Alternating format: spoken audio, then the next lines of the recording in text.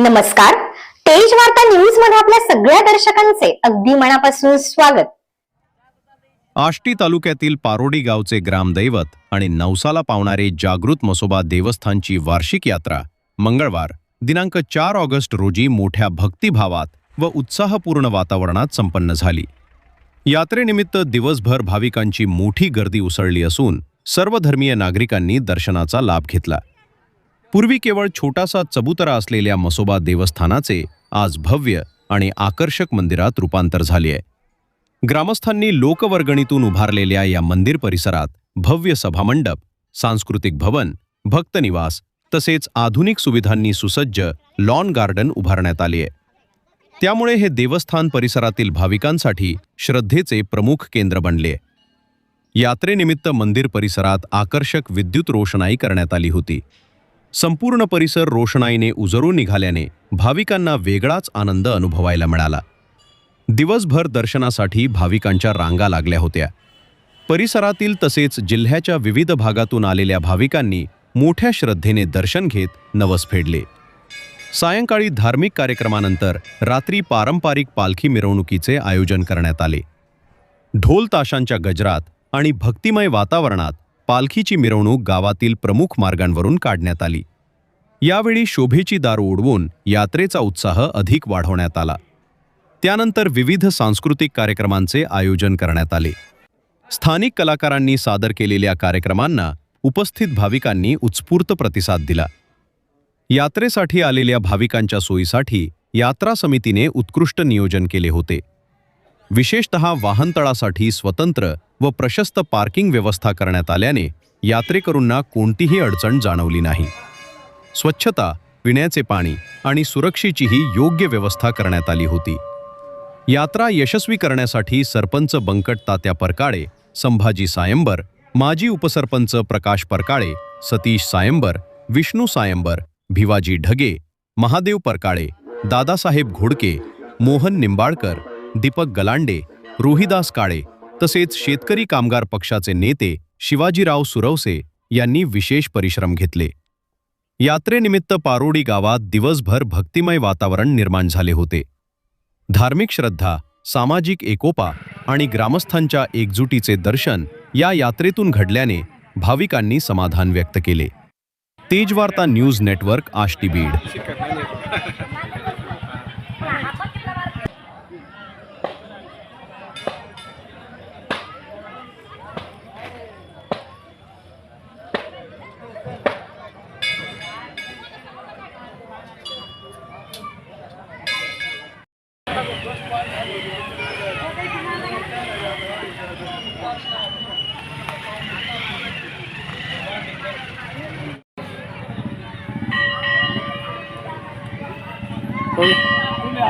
नमस्कार. सालाबाद प्रमाणे म्हसोबा यात्रा उत्सव अगदी आनंदाने पार पडत आहे. यावर्षी विशेष अशी आम्ही तयारी केलेली आहे. सर्व नागरिकांना पाण्याची सुविधा, गाडी पार्किंगची सुविधा आणि ते पूर्ण देवस्थान परिसर साफसफाई अगदी मोठ्या प्रमाणात आम्ही 8 दिवस अगोदर तयारी करून सर्व गावामध्ये लाईट, पाणी,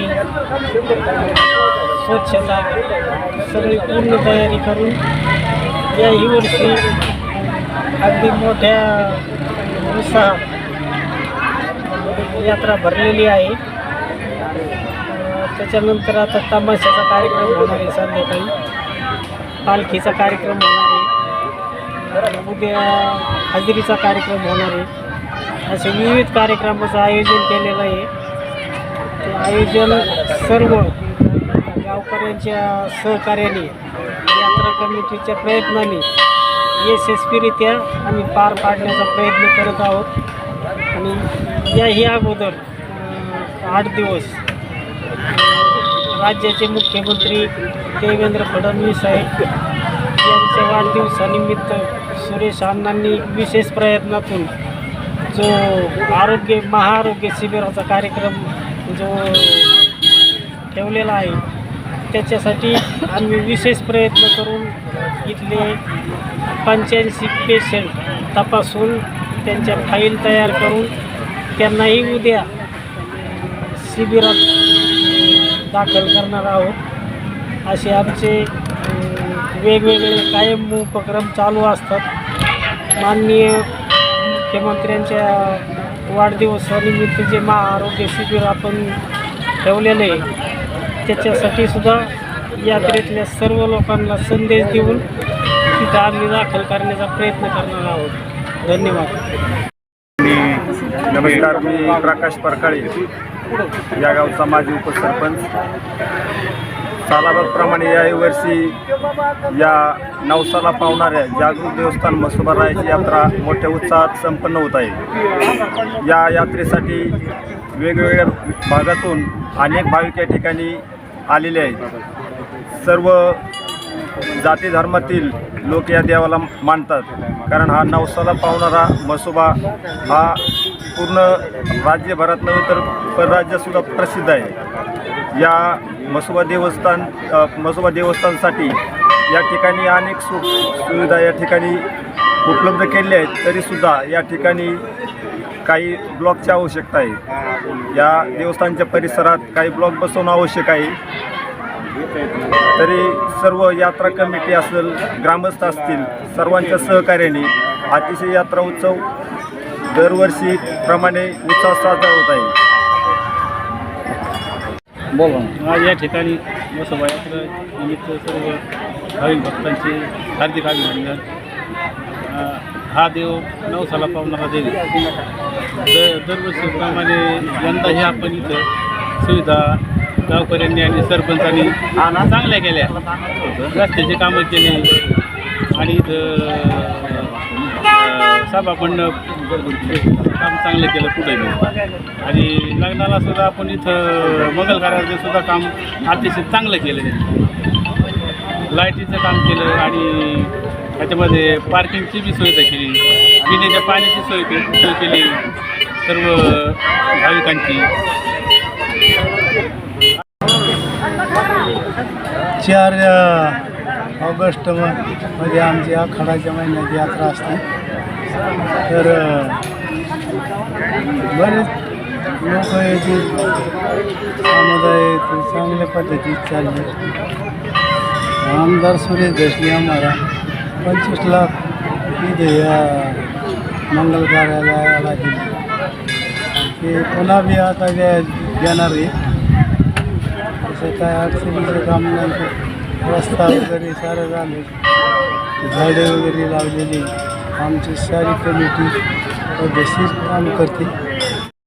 पुष्पा महाराज परकाळी, मी इथली मुलगी. भाऊ माझे सरपंच पंकट परकाळे आणि मिस्टर माझे विसापूर. आम्ही विसापूरचे राहणारे आणि आता यात्रेसाठी आलो. या यात्रेचं महत्त्व असं आहे की म्हणजे खूप नवसाला पावणार आहे. नवसाला पावणार असल्यामुळं अनेक ठिकाणचे लोक सगळे म्हणजे या देवस्थानला खूप मानतात. आणि गावचे किंवा बाहेरचे सगळे लोक या देवस्थानला खूप मानल्यामुळं मग बाहेरचे पण लोक येतात, इथे खूप येतात. ते यात्रेचं महत्त्व म्हणजे उत्तर वाढतच चाललेले आहे. त्याच्यामुळे आणखी सगळ्या जाती लोक येतात आणि सगळे मानतात की हे देव नवसाला पण पावणार आहे. म्हणजे इथून मागचे पण भरपूर अनुभव येतो, कारण ह्या नवस जर बोलला की सगळे नवस पूर्ण होतात. म्हणून मग सगळे लोक येतात. मी बांदेल सर, माझी सासूरवाडी या गावचीच आहे. तिथं 89 आहे. तिथून सातत्याने प्रत्येक वर्षी आम्ही या ठिकाणी येतो, देवाचं दर्शन वगैरे घेतो. देव आमच्या विशेषने सांगितल्याप्रमाणे खूप जागृत देवस्थान आहे.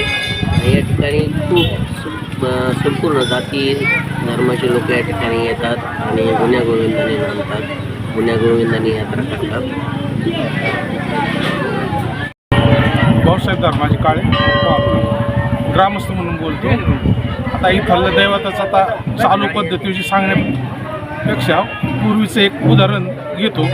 नवनाथ ग्रंथ लावला होता. एक पुजारी आमच्या इथं चांगला पुजारी होता. तर नवनाथ ग्रंथ लागला तिथे काहीतरी आता असं व्यत्यय काहीतरी वाढलं. 5वा 6वा अध्याय चालू होता. तर त्यावेळेस ते त्या पोथीभोवती आम्ही सारे बसलो होतो. मी स्वतःच्या नजरेची गोष्ट. तर 25 लोक आम्ही नादिक होतो. पोथी वाचणारा बसला, ते पुजारी बसले.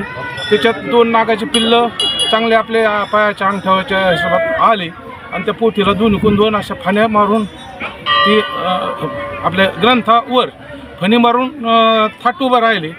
तर ते पुजारी बोलले की तुम्ही काही घाबरू नका, हे सारं देवाचं आहे. तर लोक घाबरायला लागले, पळायला. पण पुजारीने परत त्यांना विनवणी केली, उठू नका कोणी. उठून दिलं नाही. भस्मची मुठी फेकली आणि ते आपले ग्रंथावर 5 मिनिटाच्या याच्यात खेळले आणि परत ते कुपित झाले. हे माझ्या समोरचा अनुभव आणि देवाची म्हसोबा रायाची प्रार्थना करून हे बोलतो. ही सत्य आहे. बोला. मी संभाजी तुकाराम सायंबर. माझं वय आत्तापर्यंत 75 वर्ष झालेलं आहे. हा जो देवाचा उत्सव चाललेला आहे, या देवाकडं आत्तापर्यंत पूर्वीच्या काळामध्ये येण्यासाठी रस्तासुद्धा नव्हता. काट्या कोपाट्यातून वाऱ्यातून येत जात होतो.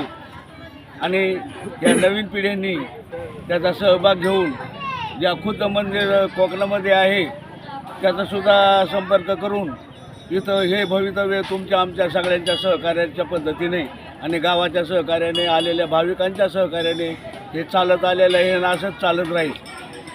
याच्यात काय प्रथा करण्याची काय गरज आहे. आलेल्या सर्व भाविक अगदी आनंदाने, तृप्त मनाने जेवतात, खातात, जातात, आनंद लुटतात. देवाविषयी बोला.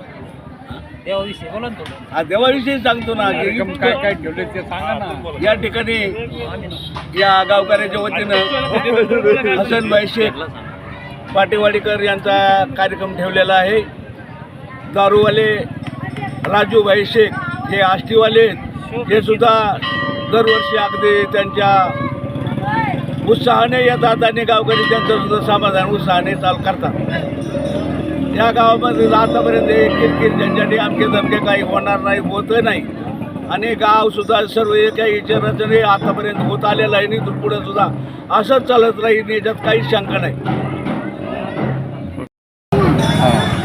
नमस्कार, मी प्राध्यापक राम काळे, पारोडी गावचा सुपुत्र, सध्या कर्जतमध्ये दादा पाटील महाविद्यालय या ठिकाणी सहाय्यक प्राध्यापक इंग्लिश विषयामध्ये कार्यरत आहे. आज या ठिकाणी श्री म्हसोबा देवस्थान, कोकणचा म्हसोबा, नवसाला पावणारा म्हसोबा असं म्हणून जो विख्यात आहे, या म्हसोबा देवस्थानच्या यात्रा उत्सवानिमित्त मी माझ्या गावच्या जत्रेमध्ये या ठिकाणी सामील झालो.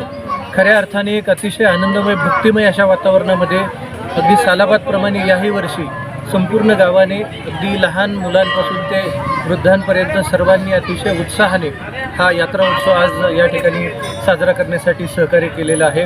आणि आज आपण पाहतोय की आपण जे पाठीमागं मंदिर आपण पाहू शकतो, खरं तर गावाची एकी असेल, युनिटी असेल तर काय होऊ शकतं याचं एक मूर्तिमंत उदाहरण म्हणजे हे मंदिर. त्याचबरोबर आज हा उत्सव जो या ठिकाणी साजरा केला जातो आहे, हे आपलं एक उदाहरण असेल. म्हणजे पूर्वी या ठिकाणी फक्त एक चौथरा होता, कठडा होता, म्हणजे त्याला कंपाऊंडसारखं. पण गावातल्याच तरुण सर्व सहकाऱ्यांनी मिळून या ठिकाणी एक संकल्पना मनात आणली की मूळ कोकण ह्या ठिकाणी असलेला हा कोकणचा म्हसोबा, आणि त्या ठिकाणी जाऊन सगळं अभ्यास केल्यानंतर, त्याची पार्श्वभूमी अभ्यासल्यानंतर आपल्या सर्व लोकांच्या मनामध्ये संकल्पना आली की आपणही आपल्या गावामध्ये एक भव्य असं मंदिर उभारलं पाहिजे. आणि त्या अनुषंगाने प्रत्येक, अगदी गावातल्या प्रत्येकाने त्यासाठी फुलाची पाकळी प्रत्येकाने सहकार्य केलं.